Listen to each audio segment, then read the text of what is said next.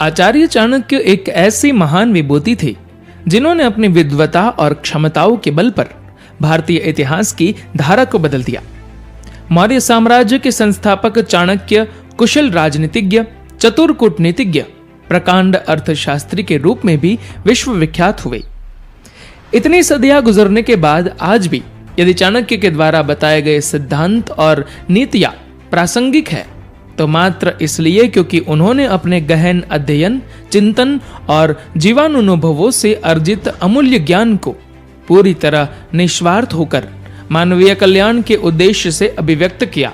आचार्य चाणक्य का कहना है, धनिकः श्रोतियो राजा नदी वैद्यस्तु पंचमः पंच यत्र न विद्यन्ते तत्र दिवसम न वसेत। अर्थात जहां धनी, क्षोत्रिय, राजा, नदी और वैद्यराज न हो वहां एक दिन भी निवास नहीं करना चाहिए। इस श्लोक में आचार्य चाणक्य ने निवास स्थान के लिए 5 अनिवार्यताएं बताई है। वह है, पहली, धनवान यानी अमीर।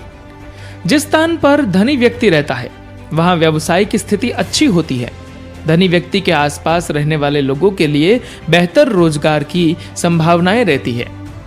दूसरा, क्षोत्रिय यानी विद्वान। जिस स्थान पर कोई ज्ञानी हो, वेद जानने वाला व्यक्ति हो, जहां सही गलत के निर्णय लेने वाला व्यक्ति हो, वहां रहने से धर्म लाभ होता है। हमारा ध्यान पाप कर्म की ओर नहीं जाता है। तीसरा, राजा यानी शासक अथवा तो नेतृत्व क्षमता वाला। जहां राजा या शासकीय व्यवस्था से संबंधित व्यक्ति रहता है वहां रहने से हमें शासन की सभी योजनाओं का लाभ प्राप्त होता है और सुरक्षा और सम्मान बना रहता है। नदी अथवा जल स्रोत। जल ही जीवन है, इसके बिना हम अपने कोई कार्य नहीं कर सकते हैं।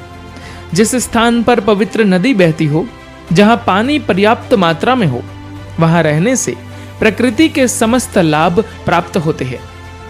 वैद्य, चिकित्सक या डॉक्टर। जिस स्थान पर वैद्य हो, चिकित्सा विज्ञान के जानकार हो, वहां रहने से बीमारियों से तुरंत मुक्ति मिल जाती है। अचानक आवश्यकता होने पर समय पर इलाज मिल सकता है। अतः इन 5 व्यक्तियों को अपने निवास के आसपास होना चाहिए, या फिर जहां इनका निवास हो वहां पर रहना उत्तम होता है। धन्यवाद।